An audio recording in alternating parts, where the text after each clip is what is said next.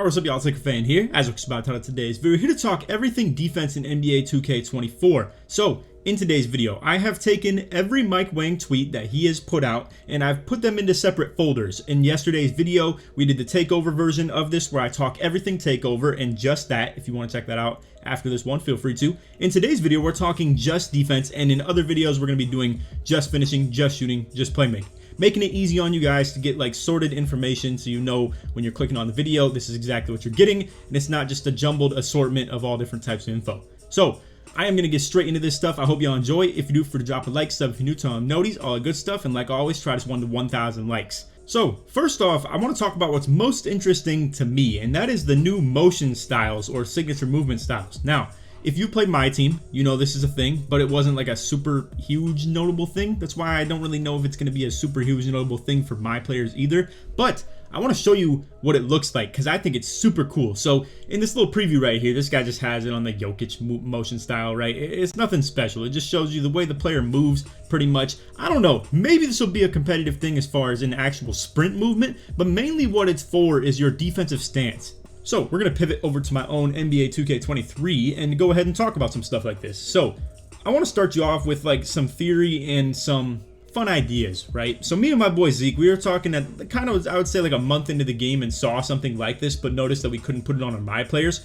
How cool it would have been if you could have put something like this on your my player. And I was also mentioning it'd be cool if they even gave certain rating caps that you had to unlock certain things like this. And if they actually had some sort of benefit to your build or your style or the way you want to play defense. So let me make an example, right? So as you can see, base is just the standard stuff that they have all our my players use. That's all it's been, right? Simple as that. Now as you can see, elite, it looks like the arms are less widened out to the side, which means you would be less in the passing lanes. But what I thought would be so cool is if things that were logical like this, and maybe if it just has a phantom boost to it and it doesn't actually show rating boost or anything like that, I think they'd be fire. But anyway, elite is the motion style that puts your hands more inward, and to me it looks like you'd be more ready to go for an on-ball steal, whereas with base it looks a whole lot more passing laneable, essentially, right? So now let's talk about a couple others. I'll go ahead and turn the player around real quick just so you can see this, but Andre Iguodala's motion style has his hands kind of behind his back, essentially, where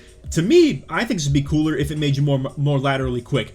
Don't know if that's an actual thing. It probably isn't, to be real with you. I just want to just create some theories, all right, for like what would be cool if some of them had certain little boosts and applied to really cool, innovative things in the game. So like I just said, maybe someone like, let's say just an NBA player could have something like base, right? But more elongated arms where you're ready to play passing lanes more. Someone like Kawhi could have their hands out, really ready to get on-ball steals, or like a Gary Payton motion style, right? And then this Andre Iguodala one could maybe make you more laterally quick, but you're not in the lanes and you're not ready to play on-ball steals quite as much. Kawhi, as you can see, hands out, ready to play lanes. He's shuffling and everything. I mean, it's a pretty cool motion style, bro. And I gotta say, you don't even have to be theoretical with this because they are coming to the game. I'm just saying it'd be cool if maybe there was more of a ploy to them and there was like more of a actual strategy to it. But anyway, I was told this Pat Bev one was really bad. Don't know why specifically, but as you can see, a lot of them are about like the way you walk. A lot of them are your defensive stances. And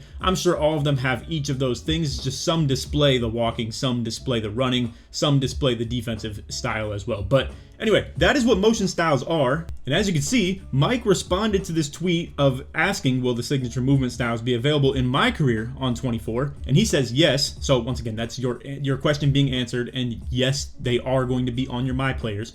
And then he says Pro Play has given us a ton more. I think we're up from 2K23's 37 to about 150 now. So I gotta talk real quick on this tweet. It was so funny. People saw this tweet and thought he was talking about SIGs like dribbling and stuff like that. And to really think that there were only going to be 150 total SIGs in the game, bro, there's well over that already. I mean, it's such a ridiculous thing to jump to those assumptions in the first place. And again, like, I guess not everybody knows about the motion styles. Me and my boy Zeke saw this really early in the game, thought it'd be so cool if you could put on the my players. People in my team knew about it, etc., etc. But a lot of the park heads, you see a lot of people assuming that this was talking about like dribble moves, that we were up to 150 total SIGs to play with of dribble moves. But anyway, some people just don't know about that stuff. But I'm looking forward to that for defensive purposes. I think that's gonna be so cool. even if it's just for aesthetic. I think it looks really cool to have a unique way that your player moves, at the very least. And maybe there will be, you know, innovative, kind of creative ways that it actually does influence the game, even if it doesn't, you know, adjust the ratings or adjust the way your player moves or anything like that. Alright, so sorry we spent a lot of time talking about that, but I thought it was one of the coolest things of note in this little section that we have right here. Not to mention, Mike didn't talk a ton about defense, but there is a lot of like talk about the adrenaline and also paint defense / shot contesting. So the first one that we have right here is the shot contest system. As you can see, someone asked, is there any changes to the shot contest system? It's a very straightforward question. Thank you for asking that, Khalil. And as you can see, Mike Wang, he quotes this and says, the contest system changed a lot. The main highlights, greater emphasis on body position instead of just hand location. In parentheses says, big reason for the ghost contest complaint last year. We'll come back to that in a second. Heavier penalties for being crowded at the start of the shot, less for out of position late closeouts. So let's talk about the parentheses real quick. So big reason for the ghost contest complaint last year. I don't think we're all as a community on the same page with what a ghost contest is. To my knowledge, and what everybody in the comp community, in my opinion, believes a ghost contest to be, is you getting an inexplicable contest without putting a hand up, essentially, or being there under their shot, crowding their body pretty much, and not getting a hand up, and being like probably on the side more so, but you get what I'm saying. Like contests that were unreasonable and didn't have anything to do with putting a hand up. That, to my definition, is what a ghost contest is. Now, I know a lot of the people are talking about the ridiculous, crazy jump contests that people would get on their bigs, most specifically, that have terrible prim D, and you're out here just jumping at the point guard from, you know, the back end, right? You're playing pick and roll defense. You're flying out to the dude and just holding your Y button, and boom, there you go. You're jumping super high, and you're able to close out really quickly, even though you have like 50 speed and like 65 vert, right? But the 7-3 with 50 prim D is the one that's getting those crazy contests because their body's just super crazy, like big, essentially, right? So he's saying that those have been nerfed. And now my definition of a ghost contest has been buffed. Now, again, I'm okay with that. I definitely think it makes sense, right? Like the effect on your shot in basketball of someone who's 15 feet off of where you're shooting the ball from, jumping in the air at you, is not going to make as big of a difference as someone crowding your body being right underneath you. That's going to innately affect the way that you think about your own safety of coming down to the ground. I'm just speaking from literal terms, right? I also think it makes more sense from a competitive standpoint too. I think it makes a lot more sense to have to like force defenders to be closer to the body on the gather of the jump shot rather than on the release, and be more focal on the point of like, you know, jumping at people from distance. And it makes you play better defense, more disciplined defense too, I would argue. And, you know, it makes the back ends a little bit less valuable, I would say, by that logic too. But maybe that means their stick has to be really good too. So we'll see. I do like that. I'm just saying everybody's kind of, you know, opinion on this, in my opinion, is pretty weird. I had different definitions of ghost contests, and I think a lot of people in the community did too. But either way, cool info. I like to hear it, and I think that's a W for sure. Just wanted to, you know, clear some confusion on the term, essentially. But anyway, next up we have paint defense talk. So this guy asks, has there been a buff in paint defense? Tired of being put on a poster when I'm in good position for a swat? Respectfully, I respectfully will argue that you are probably not, and your good position, quote unquote, is probably right below the rim. But anyway, that's the slasher and me being biased, right? But anyway, Mike Wang responds, paint defense was a major focus and was reported as the biggest gameplay improvement from our external playtest sessions. I think we have a really good balance right now. I'm cool with that. I hear him on that for sure. I really would argue that I think the tough part of this year's paint defense wasn't really about being in great position, because I can tell you guys very confidently, if you're in good position, quote unquote, to stop a slasher, it means you're probably meeting him about halfway through the free throw line. You're meeting him before a realistic point of taking off for the dunk, and they aren't just going to fly through you from the free throw line, bro. That doesn't happen like that. What most people talk about their displeasure of interior defense in this game is them being underneath the rim, or a late closeout, or late like rotation, I would say, off the corner down to the paint, or maybe like square down in the paint and a guy's just coming straight at you. Pause. But anyway, you get what I'm saying. I think that's a lot of people's displeasure with it, and they just will never realize that that's playing bad defense rather than what they think is that it's good position, because they're sitting underneath the rim and quote unquote position for a swat. But I don't know. To be fair, I also am not seeing the context of what he's talking about specifically, so I get it. And I've seen a lot of people complain about interior defense in this game as well. Anyway, moving along, we have a tweet that was deleted right here. So, long story short, he was asking about ball saves, and Mike Wang responds talking about ball saves being solid. And then something in the rest of his tweet was probably in reference of asking like what the block like power was in the game, or chase downs specifically. But as you can see, Mike Wang was pretty much saying that blocks are now like buffed from 23, but not to the level of 22. So, again, if he's talking about just blocks in general, I don't think like blocks in 22 were that ridiculously crazy. It was more just the chase down aspect of them, if you ask me. 2K20 was probably the greatest like shot blocking plus chase down era we've ever lived of 2K, in my opinion, where like the finishing was OP, but the shot blocking was too. I think it was a really good level of like rim protection meets slashing, and I hope that's what we're referencing here for 2K24, is we're like in that same kind of breath essentially. But yeah, long story short, ball saves, sure, who cares really about ball saves though, to be honest with you. And then blocks getting a buff, once again, we've already kind of alluded to that a tad bit. So now let's talk about the adrenaline bars. So this has had a lot of hot debate, and I appreciate him for saying that it's like still up for debate as well. So I think he says it in this one right here. We're having some internal debate on how much losing adrenaline should actually penalize you on defense. Concerns are the numbers below are too harsh.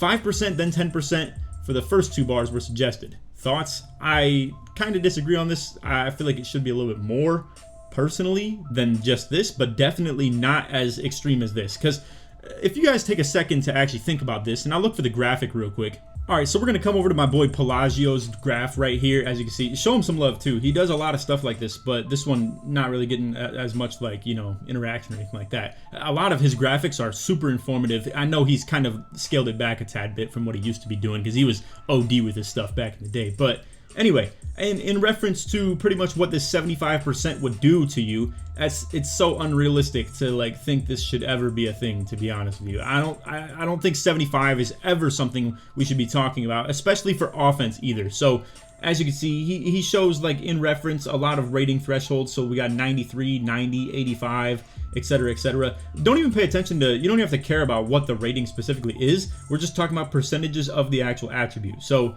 5% of 93 dropping you down to 88. As you can see, 10% then, even in this very minuscule aspect that we're talking about here for the first two, that's still going to be on your second bar of being lost, drop you from a 93 to an 84. So for people that are spamming lanes and then can't protect the rim, please know for a fact that this is going to be happening to you in next year's game. So if you want to be like a good rim protector and just a good interior defender, yeah, I would say absolutely limit yourself in terms of how many reaches you go for. For me personally, playing as a 6'9 defender for years and years and years of 2K, you're never like elite enough to go for on-ball steals. You don't really have to play passing lanes so OD because you're still tall enough to protect the rim. So in my opinion, I've always like been very limited with the way that I go for like lanes and stuff, and I want to be more of a conservative defender that's more about positioning and like shot blocking at the end of the possession. So this is cool with me. The more they penalize people for it, I'm all for it. I'm just saying, I don't think a world where people after burning 3 bars are okay with their rating that's 93 going all the way down to 50, 52. That's pretty OD. And also, I was noting, and I think Pelagio actually kind of responded to this too, but I want to finish up on this graph right here just to talk about some stuff. As you can see, it's actually a good interpretation on this. So 93 block going down to 52 off 75% is a total loss of, I believe, 41 ratings. That's moving you down from a 93 to a 52. So yeah, 41 ratings right there. Now, in terms of a 65 going down by 75%, you're moving down from 65 to 37. So that is a much smaller gap. So pretty much I have my own response to this around like what, August 17th. It's now about a week from then, pretty much. Also shout out to Kobe 8/24. But anyway, I pretty much said I think the answer to the adrenaline topic of losing ratings for each bar is to adjust the drop of ratings as a flat rate, aka like -5, -10 ratings rather than percentages. Because what I referenced here is rich tax, quote unquote, where people with like a 99 rating would technically lose more ratings than someone with an 80 just because, you know, they have their rating lower. So this guy argued that and said if you use a 93 ball, 10 less is obviously 80. If it was 10%, it would be 81. Mine is in comparisons. So as you can see, my best reference right here is to showcase this. So I know this is a lot of numbers right here for clicking on a YouTube video where you're trying to have everything explained for you, so you don't really care to do all this math for you.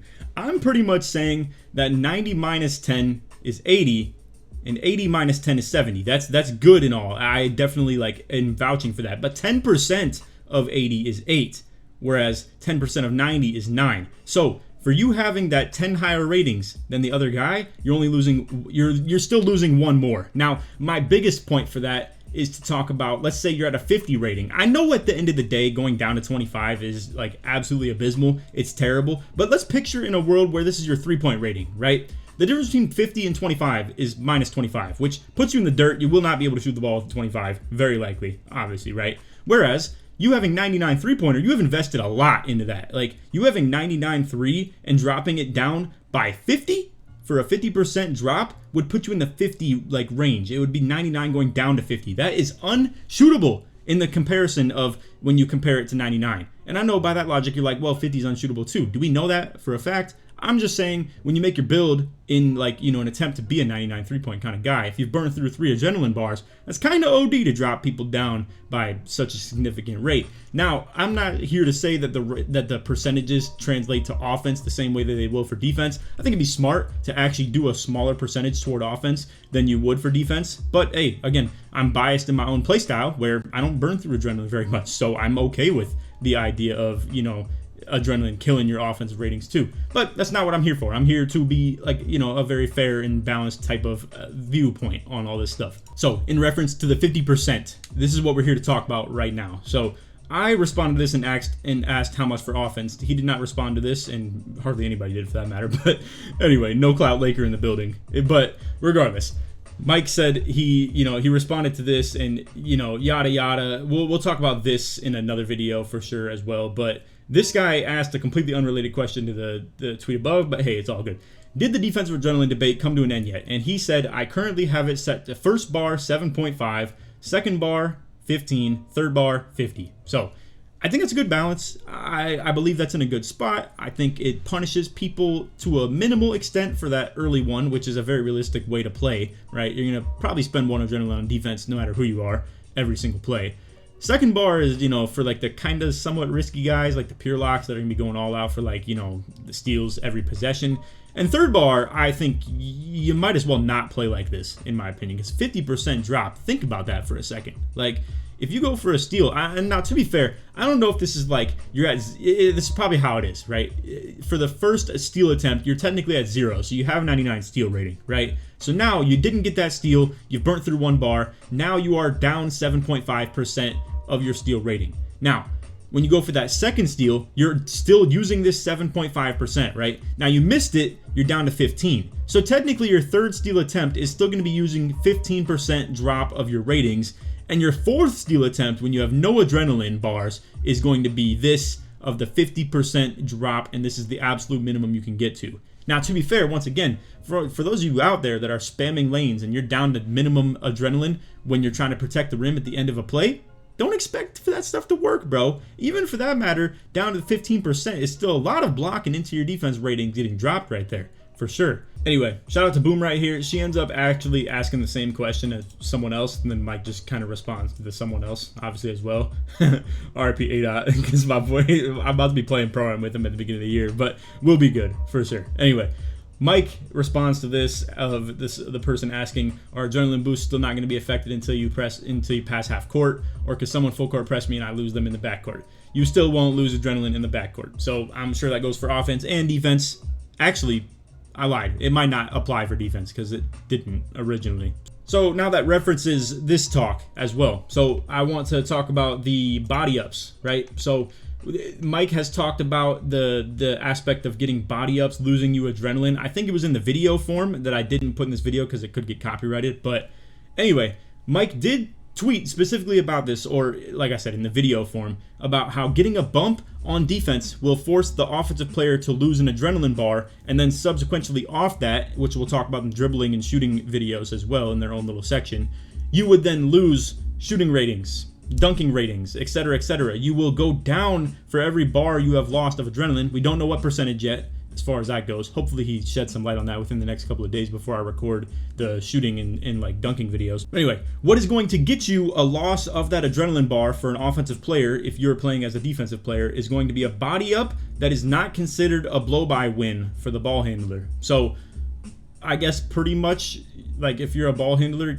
try and have clamp breaker on a super high level, if that's even a badge for this year's game, who knows. But as a defender, if you have clamps at a super high level, you're playing really good leverage on ball defense and you're funneling people one way specifically, I think that's going to be a fire way to play the game, is icing off one side, forcing them to go the other way. Because if they run straight into you in an attempt to just like speed boost by you, even if you were sealing off one side, you're probably going to get a bump. Boom, they lose an adrenaline. Now you've made a huge impact as a defender without even getting a steal, without even stopping, someone from picking the ball up or anything like that. Long story short, if you are dropping their percentages of their ratings, that's still a win in my book. I think that's huge. You could be dropping their passing for that matter. You could be dropping their three, their dunk, whatever the case may be. Whatever forces that primary ball handler to get the ball out of their hands, that's big.